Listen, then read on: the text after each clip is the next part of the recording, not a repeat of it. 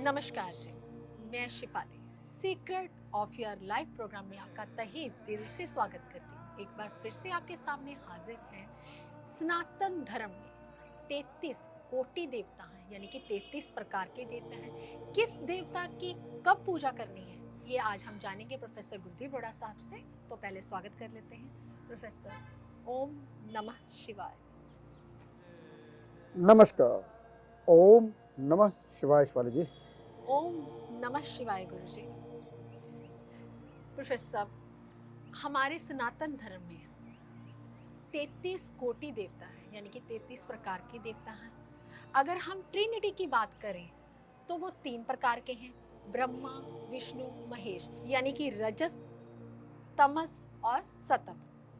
Professor, कई बार हम anxiety का शिकार हो जाते हैं, डिप्रेशन का शिकार हो जाते हैं, तो हमें कौन से देवता की पूजा करनी चाहिए?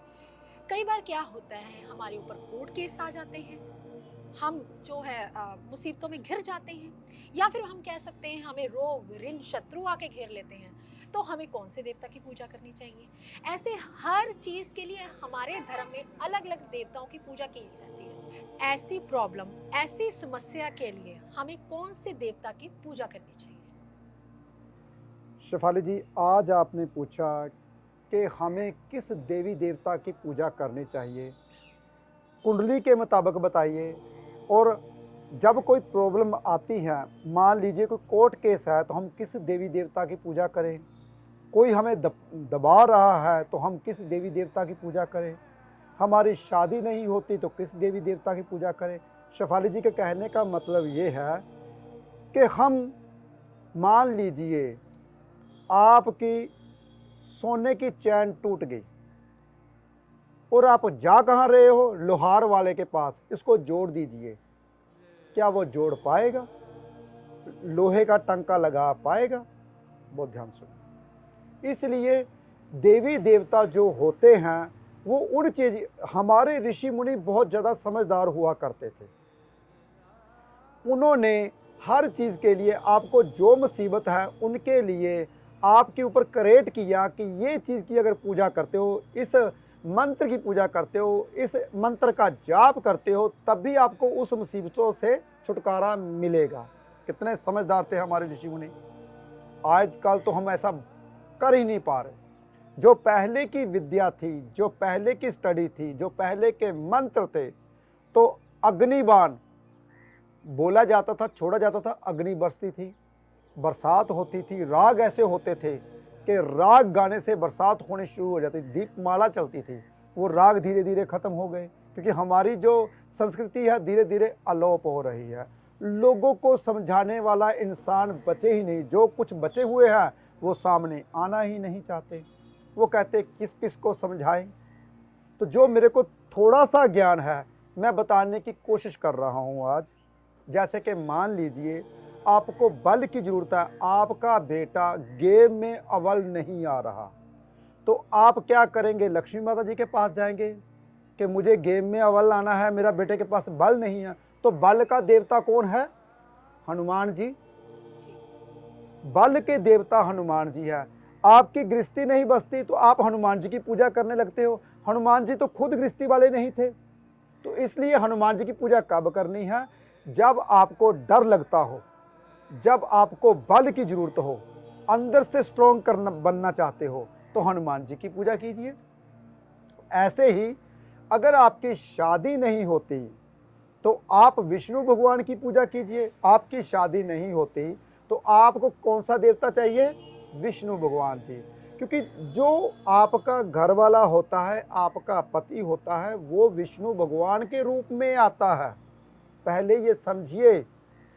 अगर जैसे कि शेफाली जी ने बोला कोर्ट जी। केस लग गया, लड़ाई झगड़े हो गए, तो आपको कौन से देवी देवता की पूजा करनी चाहिए?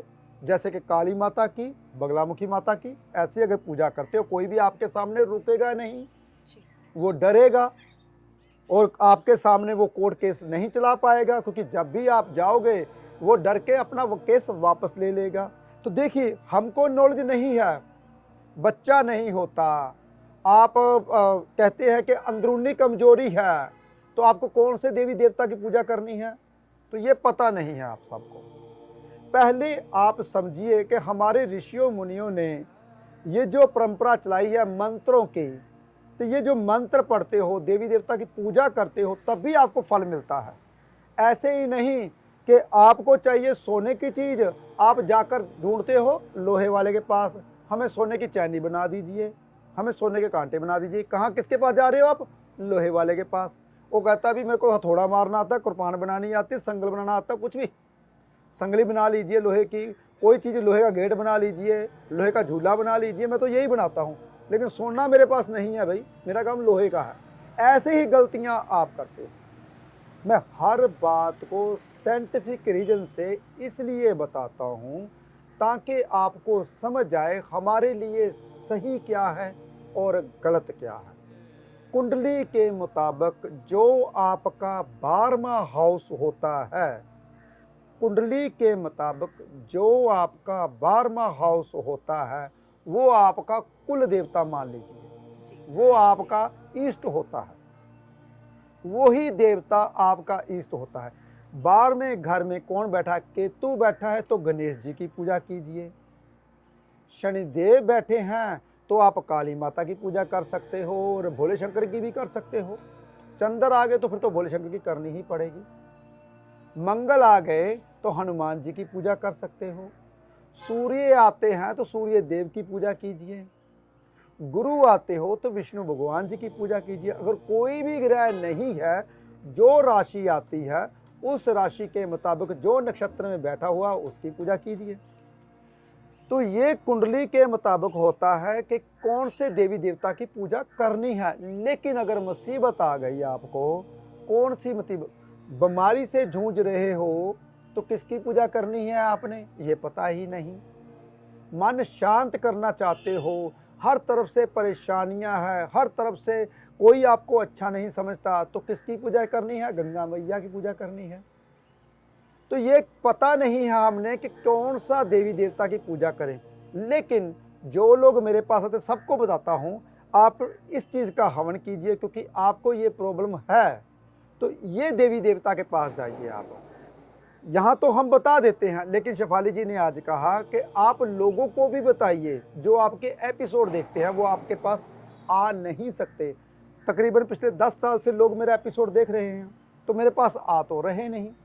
क्यों नहीं आ रहे? क्योंकि बेचारों की पैसों की कम हो सकती है प्रॉब्लम, कई दूर हो सकते हैं जो मेरे पास नहीं आ पाते। इसलिए मैं चाहता हूं कि जो भी हमारे एपिसोड रह गए, हमने किसी के ऊपर एपिसोड नहीं किया, तो घर बैठे ही आपको उन बातों का ज्ञान दें। जैसे कि जब कभी प्रॉब्लम आती है, आपके यहाँ प्रॉब्लम क्या हो रही है, पहले मुझे ये बताओ। मान लीजिए आपका मकान नहीं बन रहा, आपको मकान की ओर से परेशानी है, तो आप किसकी पूजा करोगे? हम कहते हैं जी हम पूजा कर रहे हैं जी हनुमान जी की, वो मकान बनाएंगे। अरे भाई वो बल के देवता है, हिम्मत देंगे, आपको पुश करेंगे, ये बात तो सही है। लेकिन अगर आप चंद्र की पूजा करोगे, गंगा मैया पे जाओगे, हे देवी माता मेरा मकान बना दीजिए, वो आपको शांत करेगी। मकान बनाने का, जमीन जायदाद का करने कारका कौन है? जमीन का कारका मंगल है। जो जमीन आएगी, मैंने पहले बोला कि हनुमान जी की पूजा करते हो, बल मिलता है तो जमीन बन जाएगी। लेकिन मकान किससे बनता है?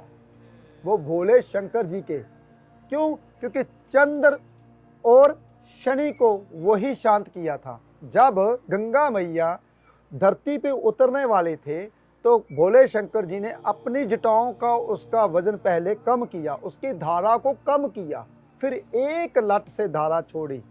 तो चंद्र को भी कंट्रोल भोले शंकर जी करते हैं, शनि को कंट्रोल भी भोले शंकर जी। जब कभी मुसीबत आती है, ना इलाज बीमारी होती है, मकान नहीं बन पाता, तो हम भोले शंकर जी की पूजा करते हैं। देखिए, आपने किस देवी देवता की पूजा करनी है, क्यों नहीं बन पाती ये चीज़? आप जब गलत डायरेक्शन में जाते हो तो ऐसे ही होता है, हम फिर भगवान के ऊपर अपना भरोसा छोड़ देते हैं, कुछ हुआ तो है नहीं, हम इतनी देर से भगवान का नाम ले रहे हैं, तो दोष अपना होता है, थोपते हम भगवान के ऊपर हैं। विश्वास उठ गया जी, हर जगह जा जाकर कोई काम नहीं बना हमारा। कैसे बने?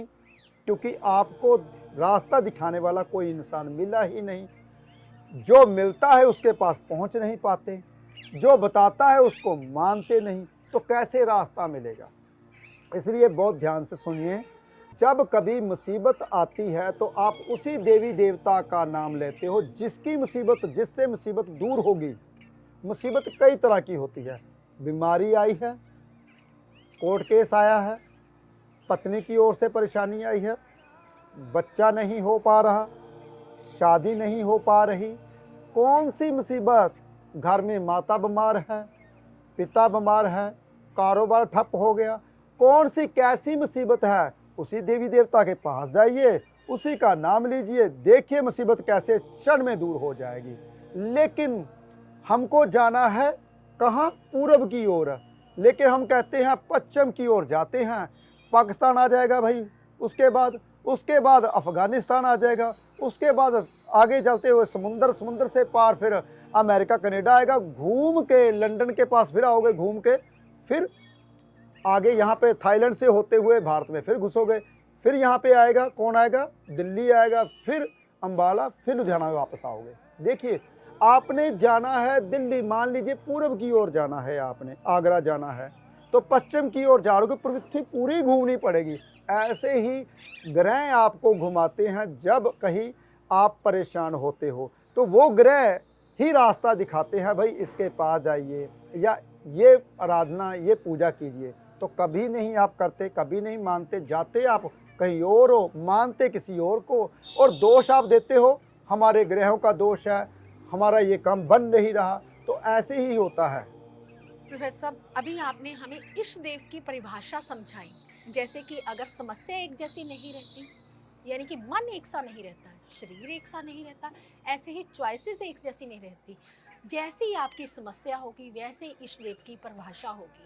क्योंकि आज का वीडियो जो है वो बहुत ज़्यादा यूज़फुल है आप सभी के लिए, क्योंकि इष्ट देव के बारे में बोला गया है, आपकी मनचाही प्रॉब्लम के बारे में बोला गया है।